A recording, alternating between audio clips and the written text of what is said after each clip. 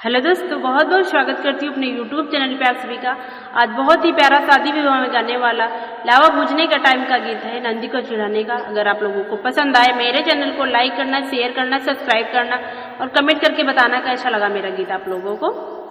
सुंदर सुघर भुजैनिया लावा भुजै नंदिया, सुंदर सुघर भुजैनिया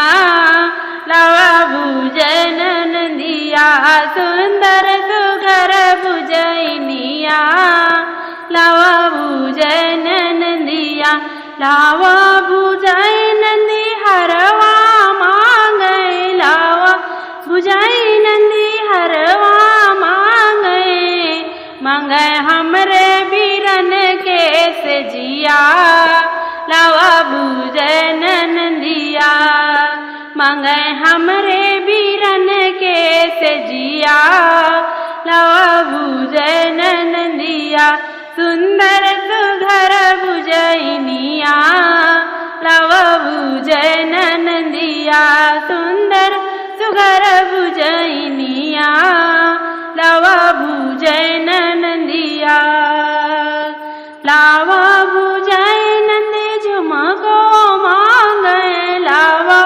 भुजै नंदी झुमका मांगे, मांगे हमरे सजन के सजिया लावा भुजै नंदिया, मांगे हमरे सजन के सजियो लावा भुजै नंदिया, सुंदर सुघर भुजैनिया लावा भुजै नंदिया, सुंदर सुघर भुजैनिया लावा भुजै नंदिया, लावा भुजै नंदी कंगना मांगे, लावा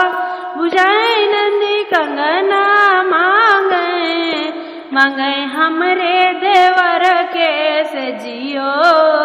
लावा भुजै नंदिया, मांगे हमरे देवर के सजिया